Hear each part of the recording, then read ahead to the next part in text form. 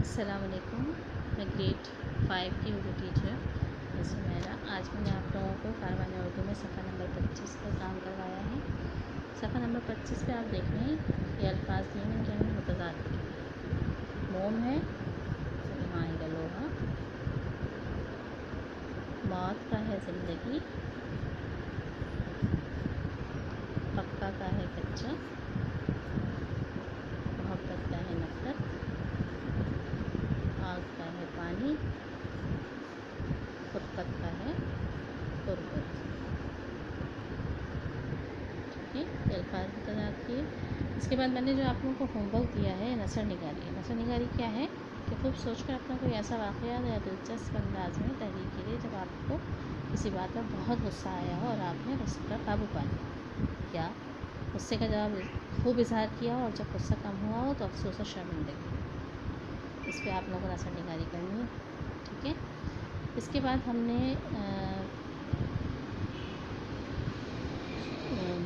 یہ سب کام ہم نے مکمل کر لیا۔ اس کے بعد ہم کریں گے نئے چیپٹر کی بلند خوانی۔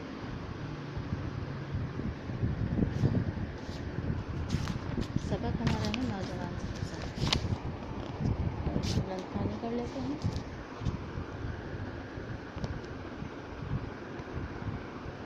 نوجوان سے پسند سندھ پاکستان کا ایک اہم صوبہ ہے۔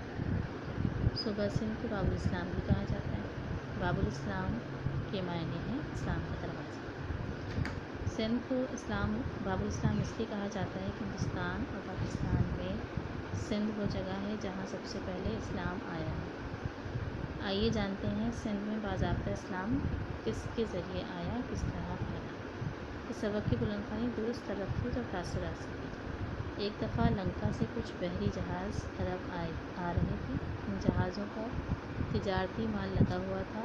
اس جہاز میں کئی مسلمان بھی تھے جو حج ادا کرنے جا رہے تھے۔ جب یہ جہاز موجودہ کراچی کے قریب سے گزرے تو دیبل کے مقام پر بحری ڈاکوؤں نے ان کو لوٹ کر عورتوں اور بچوں کو قیدی بنا دیا۔ یہ خبر سن کر عراق کے گورنر حجاج بن یوسف نے محمد بن قاسم کو سندھ پر حملے کا حکم دیا۔ محمد بن قاسم کی عمر اس وقت صرف 17 برس تھی۔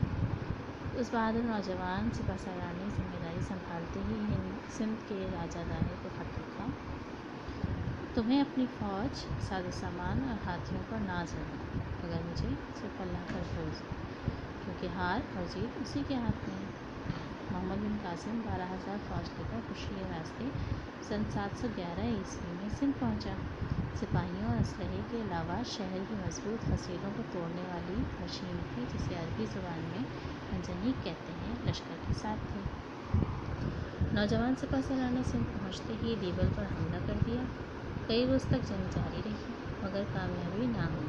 آخرکار اللہ تعالیٰ نے مدد فرمائی اور العروس نامی منجنیق کی مدد سے، جسے 500 آدمی چلاتے تھے، شہر فتح کر دیا اور مسلمان قیدیوں کو رہا کروا کر عرب بھیج دیا۔ کچھ ہی عرصے میں محمد بن قاسم نے دریائے سندھ کے مغرب کا پورا علاقہ فتح کر لیا۔ راجہ ظاہر نے فوج کو دریا کی مشرقی جانب جمع کر رکھا اور اس کی موجودگی میں دریا کو عبور کرنا آسان کام نہ تھا۔ محمد بن قاسم نے مغربی کنارے پر دریا کی چوڑائی کے برابر کشتیاں جمع کیں اور انہیں لمبائی میں ایک دوسرے کے ساتھ بمبار دیا۔ یوں ایک پل بن گیا جس سے پوری فوج صحیح سلامت دوسرے کنارے پر عبور کر گئی۔ یہاں راجہ ظاہر محمد بن قاسم کے درمیان 10 روز تک جنگ ہوئی۔ محمد بن قاسم کی فوج صرف 12,000 افراد پر مشتمل تھی، جبکہ راجہ ظاہر کی فوج میں 60,000 آدمی اور کئی ہاتھی بھی تھے۔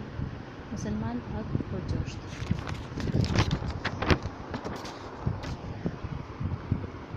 وہ منجنیقوں کے ذریعے دشمن پر پتھر پھینکتے اور ایسے تیر پھینکتے تھے جن کے سرے پر آگ کا بگولا ہوتا۔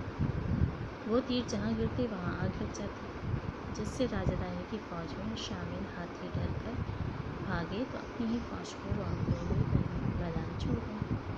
جنگ کے 10ویں دن راجہ ظاہر مارا گیا۔ اس کی موت کے ساتھ ہی محمد بن قاسم نے ہندوستان میں اسلامی حکومت کی بنیاد کا پہلا پتھر رکھ دیا۔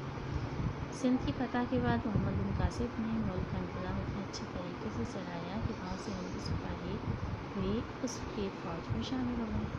محمد بن قاسم نے اچھے تعلیم کیے اور حسن سلوک سے سب کے دلوں میں گھر کر لیا اور یہاں امن و سکون اور بھائی چارے کی فضا قائم ہو گئی۔ اس سبق میں ہمیں بتایا گیا ہے کہ سری لنکا سے ایک جہاز جو تجارتی سامان لے کر چلا تھا اور اس میں کچھ مسلمان بھی شامل تھے جو حج کرنے کی غرض سے جا رہے تھے، تو وہ دیبل کے مقام پر پہنچے۔ دیبل مذکور کا موجودہ پورٹ قاسم جو ہے اس کو کہا جاتا تھا۔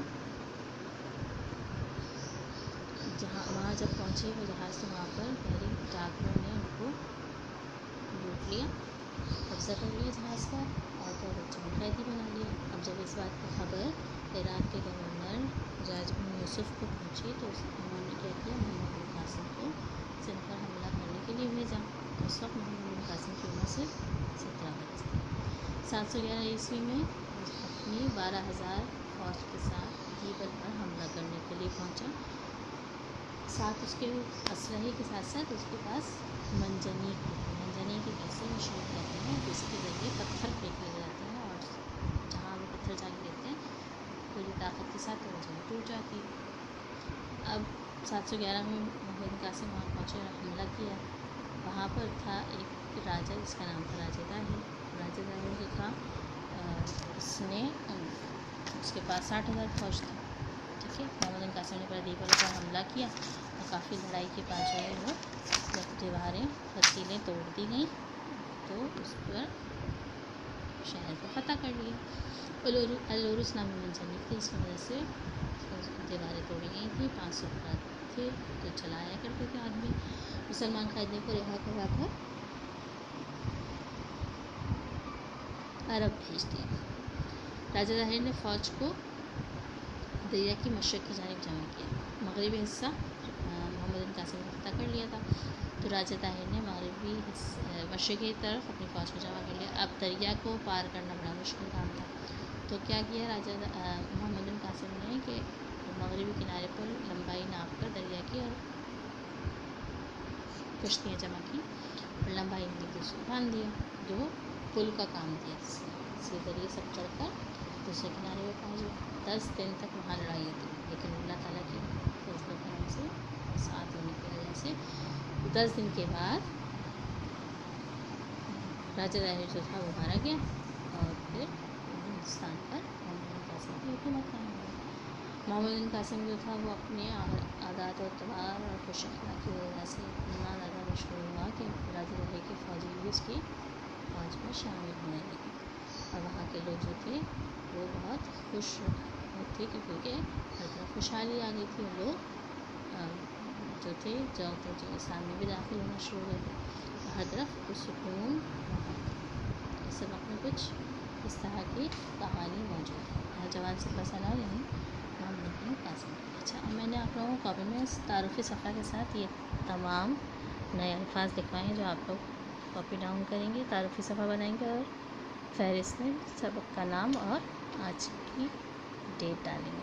اس سے پہلے آپ لوگوں کو نثر نگاری کرنی ہے پچھلے چیپٹر کی، جو میں نے آپ لوگوں کو بتایا کہ کوئی بھی ایسا واقعہ جس میں غصے کے بارے میں اور کس طرح آپ نے قابو پایا، ٹھیک ہے۔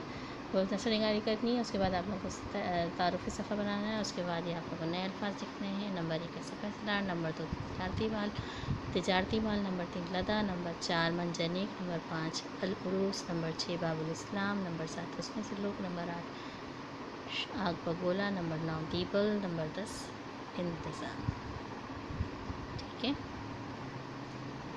اپنا کام مکمل کریں، جزاکم اللہ خیر۔ آج کی ڈیٹ ضرور ڈالیے گا۔